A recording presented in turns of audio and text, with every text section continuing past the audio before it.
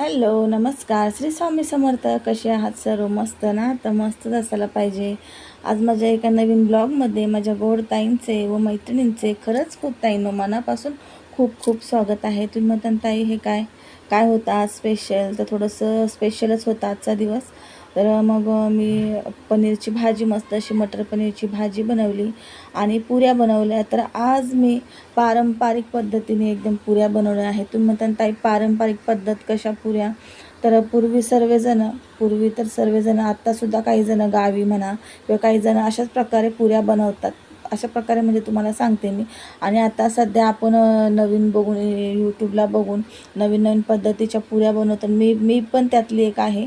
असं नाही की मी नाही, तर मी पण त्यातली एक आहे. तर मी सुद्धा हा पारंपरिक जी जुनी पद्धत आहे ती पद्धत न वापरता नवीन पद्धतीच्याच पुऱ्या बनवते. म्हणजे हे सगळं हे ते थोडं थोडं सगळं माल मसाले आपण टाकतो आणि त्या पुऱ्या बनवते. तर त्याच पुऱ्या पण सर्वांना आवडतात, ह्यांना पण मुलांना पण आणि मलाही. पण आज असं वाटलं की नाही, थोडासा दिवस पण आज एक खास थोडा स्पेशल होता. तर काय स्पेशल होता ते मी सांगत नाही, पण स्पेशल होता. तर म्हणले चला मग आज एक पारंपरिक पदार्थ झाला पाहिजे. म्हणजेच जुनी पद्धत, जी जुनी पद्धत सगळेजण आता सध्या विसरलेले आहेत, तर त्या पद्धतीची आपण आज रेसिपी बनवायची. रेसिपी म्हणलं तर भाजी नाही, भाजीतही अशीच बनवतो आपण. आणि मीही तर पुऱ्यांचं सांगते मी. तर पुऱ्या जुनी पद्धत किंवा पारंपरिक पद्धत काय कशी ते बघू शकताय. पीठ मळलेलं दिसतंय तुम्हाला पुऱ्यांचं. तर याच्यामध्ये काही नाही घातलं, न कोणतं पीठ मिक्स केलं, नाही तेल घातलं, नाही सोडा घातला, नाही काही बटाटा म्हणा, मैदा म्हणा किंवा काहीच नाही घातलेलं. कोथिंबीर, ओवा वगैरे काही म्हणजे काहीच नाही घातलेलं. एकदम साध्या सोप्या पद्धतीने पूर्वी अशाच पुऱ्या बनवल्या जायच्या. तीच पद्धत आज आठवली. म्हणले चला आज स्पेशल दिवशी आपण या स्पेशल पुऱ्या बनावात. तर फक्त गव्हाचं पीठ, थोडंसं मीठ घातलं आणि घट्टसर असं पीठ मळून ठेवलं. 15 ते 20 मिनटं भाजी टाकूपर्यंत इथं पीठ मळून घेतलं आणि नंतर मस्त असं तेल लावून घेतलं मी. तेल लावून मळून घेतलं आणि पोळ्या लाटून घेतल्या. आज पारंपरिक पद्धत म्हणलं त्या पद्धतीने त्या पोळ्या म्हणजे पुऱ्या झाल्याच पाहिजे. मग कशाला वेगळ्या थोड्याशा अशा कट करायची किंवा तशा करायच्या नाही.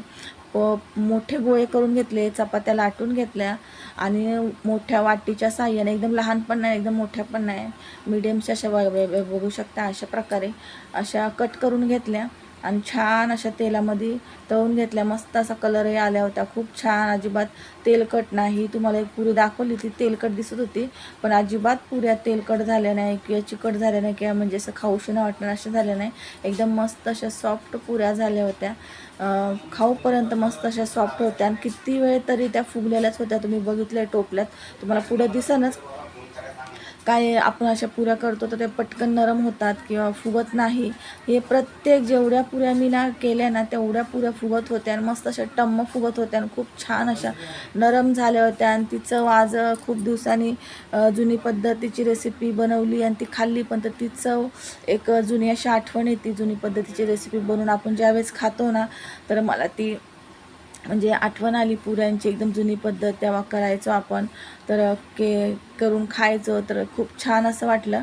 आणि तुम्ही पण नक्की ही पद्धत जर करत नसाल, विसरला असाल किंवा आता वेगळ्या प्रकारे आपण सर्वजण प्रत्येक भाजी म्हणा, प्रत्येक स्वयंपाकामध्ये थोडी वेगळी पद्धत वापरतो. तर आज आठवण खूप अशी वाटत होती, की आठवण आली ती की नाही आपण जुनी पद्धत थोडीशी वापरली पाहिजे. इथं जुन्या पद्धती आपण आहे ना विसरत चाललेलो आहे. प्रत्येक गोष्टीमध्ये आपण जुनी जी पद्धत आहे ती बाजूला ठेवून आपण नवीन पद्धतीची रेसिपी म्हणा किंवा काही पण प्रत्येक गोष्ट आपण इंटरनेटवर बघून, यूट्यूबला बघून म्हणा किंवा याचं त्याचं म्हणजे त्या पण पद्धती चांगल्याच आहे. असे नाही की वाईट आहे किंवा ते पण सर्वांना आवडतात. पण मग नवीन पद्धत आपण वापरतो जेव्हा, तर कुठेतरी आपण आहे ना जुन्या ज्या पद्धती आहे, मला असं वाटतं आपण विसरतोय. काय बोलतो आपण, एकदमच विसरत चाललो आहे. तर जुनी पद्धतही कधीतरी करून बघायची, केली पाहिजे. म्हणजे मुलांना पण सांगितलं की मुलांना पण सांगितलं आज मी ना जुनी पद्धतीच्या पुऱ्या करत आहे. म्हणजे मुलं म्हणले म्हणजे कसे, तर त्यांना सांगितलं पहिलं आपण अशाच पुऱ्या करायचो, आता सध्या यूट्यूबवर बघून वगैरे पुऱ्या अशा करते. तर मग त्यांना पण आवडल्या, पण त्यांना दिल्या खायला. तर ते पहिले त्यांनी पण पप्पांना पण सांगितलं, पप्पा मम्मीने अशा पुऱ्या केल्या, जुनी पद्धत, पारंपरिक पद्धत, जुनी पद्धत पहिले करायचे तशा पद्धतीच्या पुऱ्या केल्यात.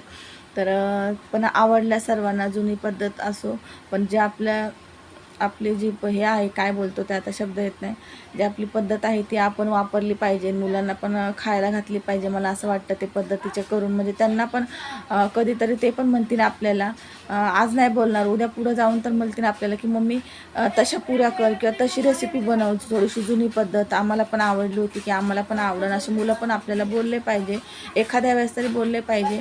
आणि जरी नाही बोलले तरी पण आपण त्यांना त्या गोष्टी करून दिल्या पाहिजे किंवा करून दाखवल्या पाहिजे किंवा सांगितल्या पाहिजे. मला असं वाटतं आपणच विसरलो पारंपरिक ज्या पद्धती आहेत.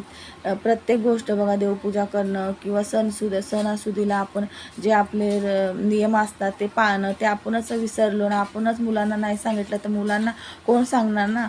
आईवडीलच असतात जे मुलांना प्रत्येक गोष्टीमध्ये सांगत असतात, हेल्प करत असतात, प्रत्येक गोष्ट त्यांना आठवून देत असतात. मुलांना तर काहीच कळत नाही, जे आपण सांगू तसेच ते वागत असतात, तसेच ते करत असतात.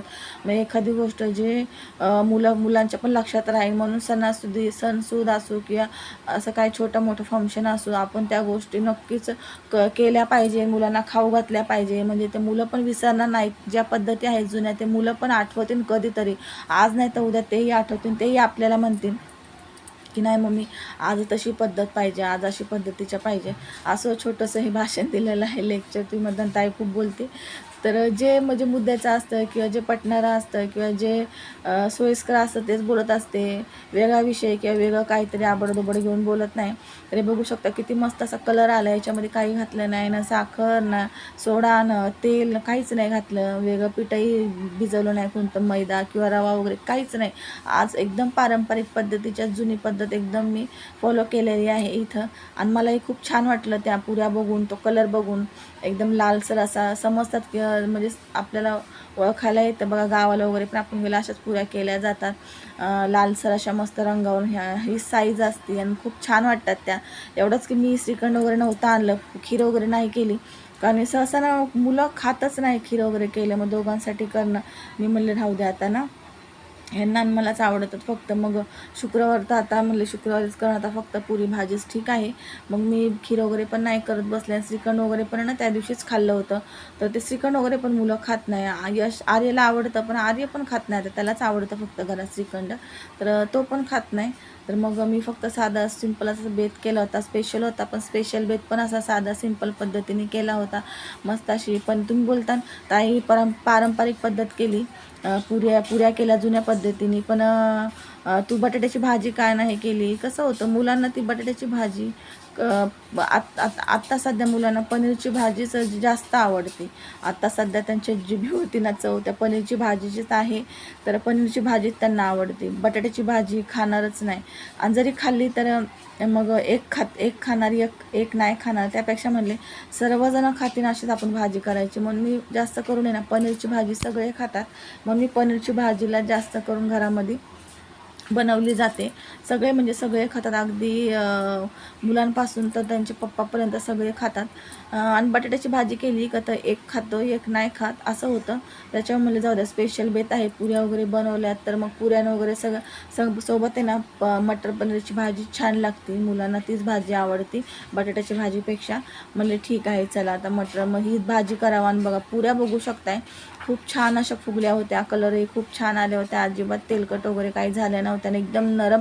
पुढं मी तुम्हाला एक पुरी ना तोडून पण दाखवली आहे, एकदम नरम मस्त अशा पुऱ्या झाल्या होत्या. नक्की ही पद्धत तुम्ही पण करा, जुनी पद्धत. आणि कोण अशाच पुऱ्या करतात किंवा कोणाकोणाला जुनी पद्धतीच्या पुऱ्या आठवल्या, रेसिपी आठवली, ते पण मला कमेंट करून सांगा.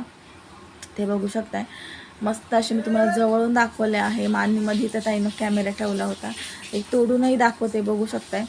मस्त अशी ना, खूप गरम आहे तरी पण तोडून दाखवली बघा, मस्त अशी नरम झाली आणि खायला तेवढीच टेस्टी लागती गव्हाच्या पिठाच्या पुऱ्या. तर आजचा व्हिडिओ नक्कीच तुम्हाला आवडला असेल. ताईनं व्हिडिओ आवडला तर नक्कीच चॅनल लाईक शेअर सबस्क्राईब करा. अशा छान छान ब्लॉग रेसिपी व्हिडिओ बघण्यासाठी नक्की चॅनल सबस्क्राईब करा, जेणेकरून मी जे व्हिडिओ टाकेन ते तुमच्यापर्यंत सर्वात पहिले पोहोचण्यास मदत होईल. आजचा व्हिडिओ इथंच मी आता एंड करते. चला तर भेटूया अशा व्हिडिओच्या रेसिपी किंवा ब्लॉगसोबत. तोपर्यंत बाय बाय. श्री स्वामी समर्थ.